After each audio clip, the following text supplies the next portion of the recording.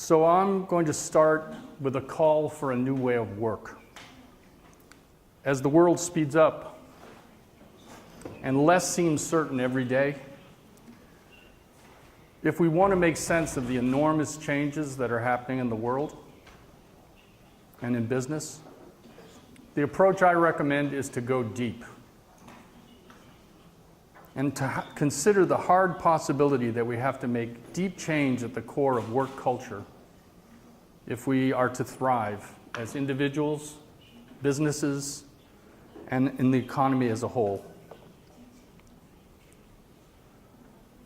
And so my job as a researcher in the ecology of work, my calling, is not just to foresee the future, but to help enable it.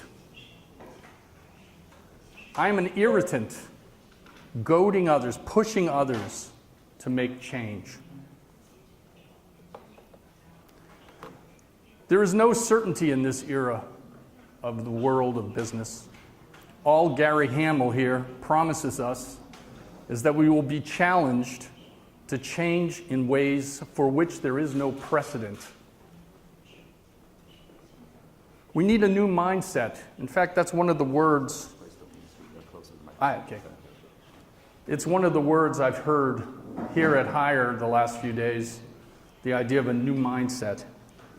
We need that. As I wrote not too long ago, the future attitude to work is to question all assumptions and to only retain what works, what adds to the mix, and with that which opens new options.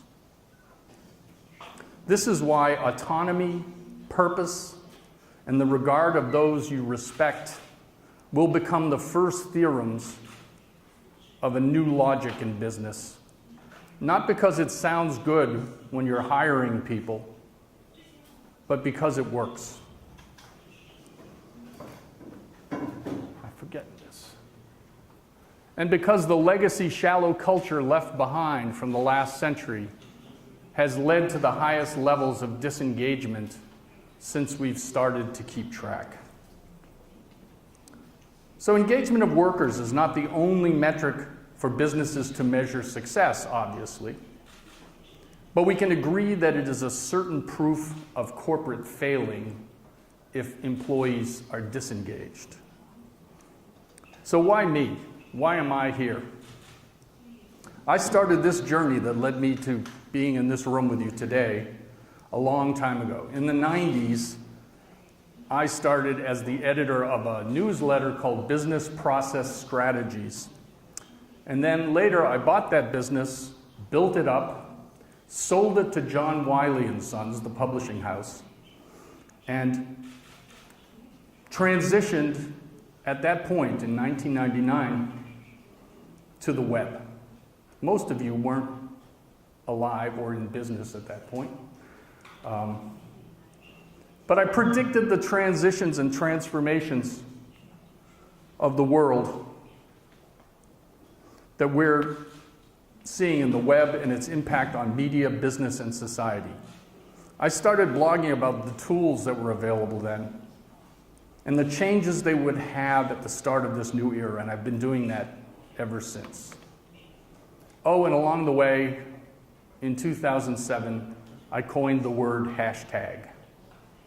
Yes, I'm sorry, I invented that word. I now head Work Futures Institute, dedicated to the ecology of work, and employ a social science lens to look at the economics and theory of business. So here's one of my first insights, one that started out the research agenda that I'm still involved in today. A new category of software is emerging. Software intended to augment social systems.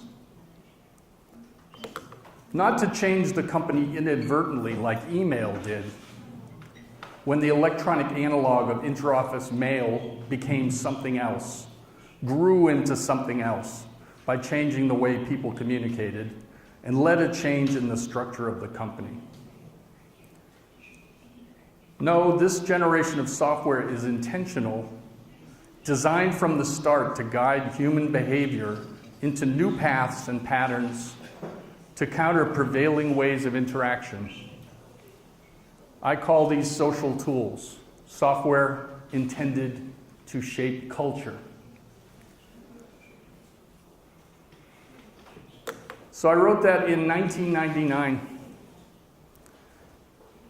And people thought I was crazy. I mean, they thought I was crazy, like nuts. Not funny, but crazy. But the impact of social tools on business, media, and society has been incalculable. The world has been totally transformed, and the change is still in process. Today, we need a revolution in our thinking about business and how we organize ourselves to accomplish work as individuals, networks, and businesses. This new form factor of work cannot be a soft layering of a handful of new ideas on top of what has been enduring. We've tried that already. It's what we have already today. I'm not talking about hire, I'm talking about the world at large. Hire is a very special beast. But something new is called for. We've seen enormous advances in our knowledge of human nature. Advances like behavioral economics, research into cognitive bias, and the growing awareness of the limits of management and economic theories and practices. But most of this new understanding has not been reflected in contemporary business operations. This talk is about the need and momentum for a new way of work. And my perspective in this talk is microeconomic. It's focused on how work will be different for people like us doing our jobs every day. I plan a second talk that I'll be giving here in September that's a macroeconomic version that focuses on the impacts of new platforms of work, like Upwork for freelancers, Uber and Lyft for ride-hailing platforms, Amazon's push into a bottom-up logistics network, and work platforms like Hayer's, a model that offers entrepreneurial opportunities for those who engage in the platforms and their ecosystems of users. Note that planned talk on work platforms won't be all sunshine and flowers. There are serious threats to established approaches because of the rise of things like automation. So we'll have to see how those platforms operate in a future that's increasingly automated, and how we have to adapt when we have AI that is smarter than us. My talk today consists mostly of contrast between the new and old ways of work, and only suggests a sort of enigmatic outline of ways that we're going to switch from the old to the new. And some of this is your job. We have to make these changes happen.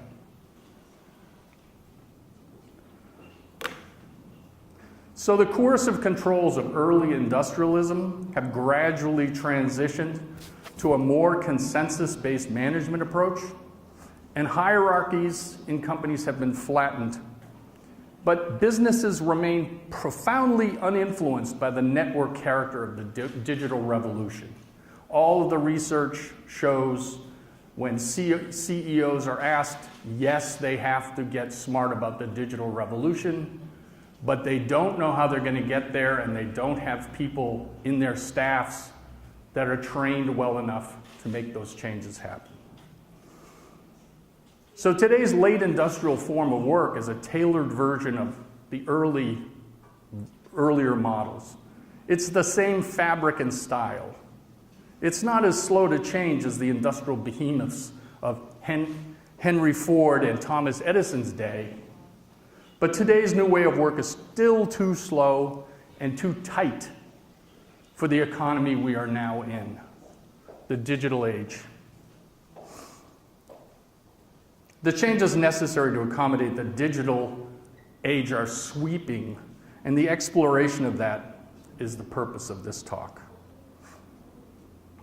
Success in this brave new world will require rewiring work patterns with next-generation web-based social and mobile tools, new platforms at the core of business, not as an afterthought. They can't be added on later. These tools will serve as the actual basis of business operations and not as an adjunct, not as a support for unmediated business operations. A new generation of new way work tools is coming that will, to quote Jenny Rometty of IBM, serve as your production line, not as your water cooler.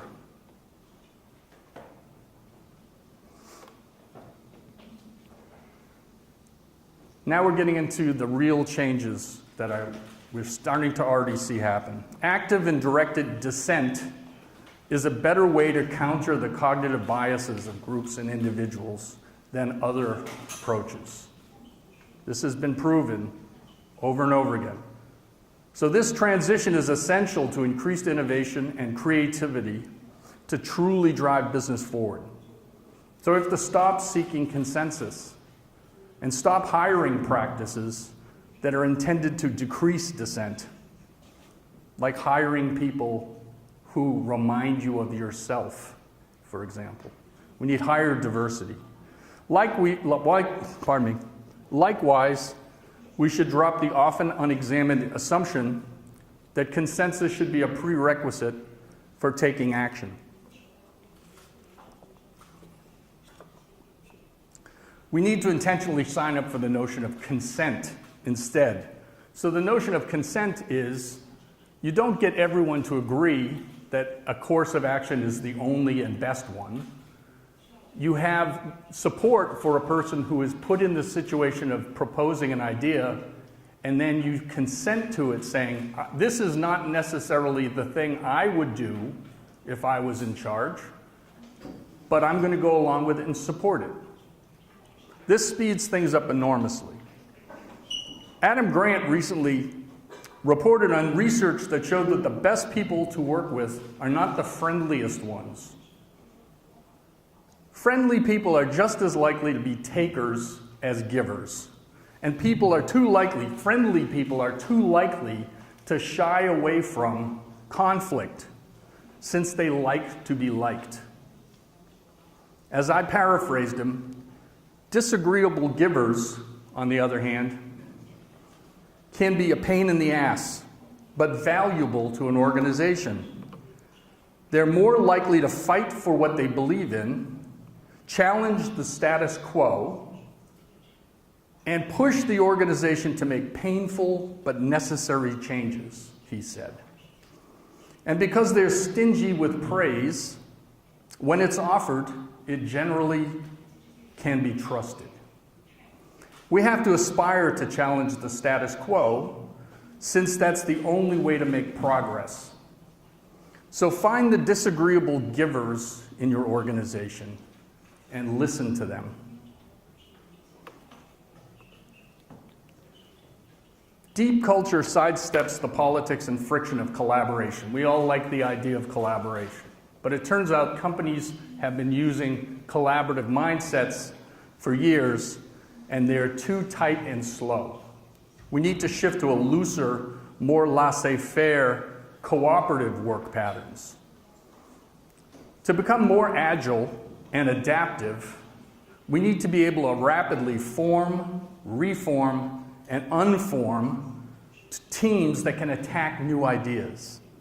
This relaxes the ties between the worker and the boss. And in fact, people can become both worker and boss.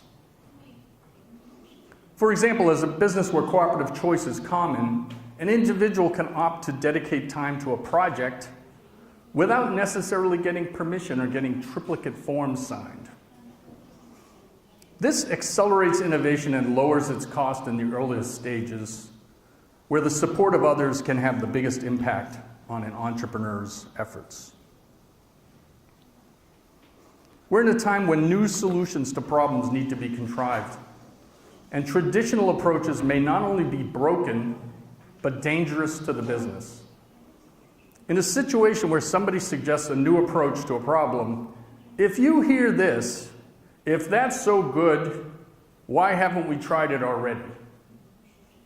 Then you're probably getting pushback on being creative. We need more of the improvisational mindset where people say yes and when hearing something new instead of no but.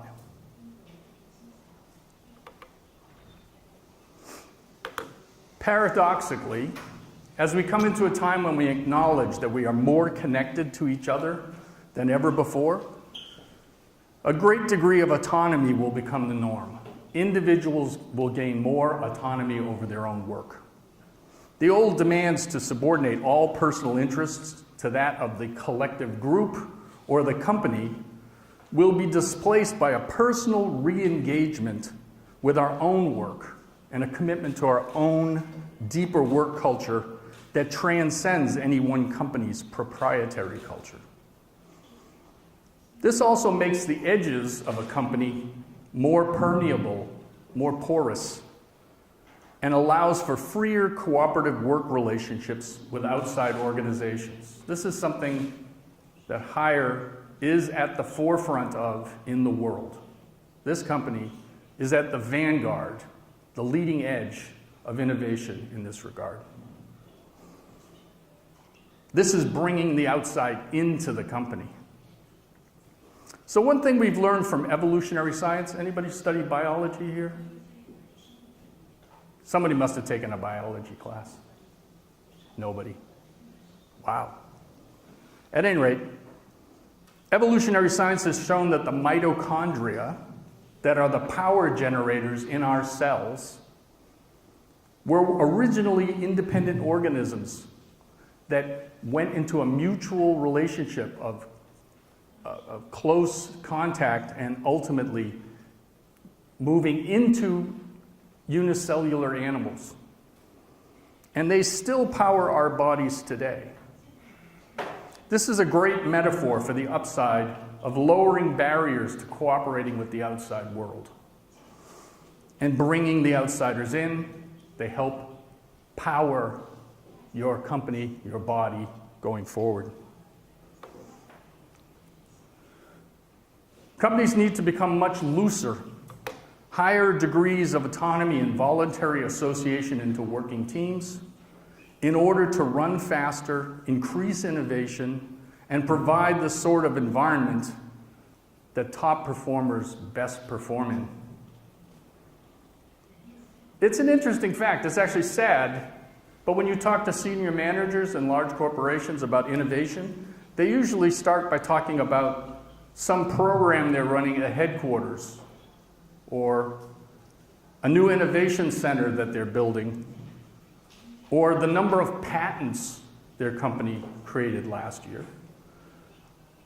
But they don't talk about loosening the ties to make companies more adaptive and faster moving.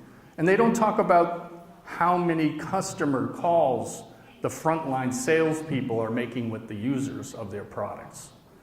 That's where innovation should be happening. That's where the greatest potential benefits lie. And it requires a company becoming fast and loose instead of slow and tight. The growing uncertainties in a complex, interconnected global economy means that predicting the future and judging risks has become increasingly difficult. And I'm a futurist. I know that we can't predict the future. Therefore, it's a bad idea to organize your company around a single official future. Cities grow and thrive because of the tens of millions of independent decisions that are made by the inhabitants. Decisions that, yes, are guided by city regulations, policies, and so on, but not through the central direction from a coordinating group that's running every detail. This allows cities to become more productive as they grow. where growth leads to loss of productivity in business in contrast. As businesses get bigger, productivity decreases. So in a sense, our challenge is, how do we get our businesses to operate more like cities and less like armies? We need to adopt a laissez-faire operating system for business where many experiments based on different hypotheses, like micro-enterprises and higher, can run in parallel, instead of lining up all the troops and making them march to a single unified strategic plan. Reject the notion of an official future that everyone has to agree on, and instead experiment on hundreds.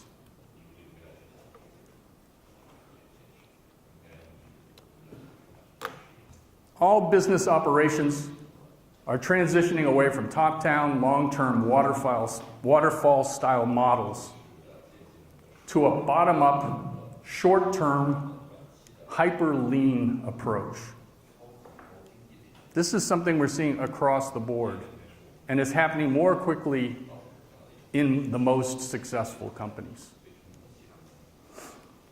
In these kinds of operating settings, those that are closest to the problems will be the ones that work on its solutions. And they divvy up the pieces in a way that makes sense to them, and they refactor as needed. All too often, companies are holding on to this old industrial model that the most senior managers back in headquarters should make all the decisions, at least the most important ones, and direct the people at the edge how to implement them. And this also shows up in the form of fossilized decisions of the past, like operating procedures, operating manuals, and even best practices, which actually could be holding the company back. So going hyper-lean does not mean throwing away the past and all of its lessons, but it does mean not being enslaved to them. You have to reinvent yourself all the time. And you take what you need from the past and you leave the rest.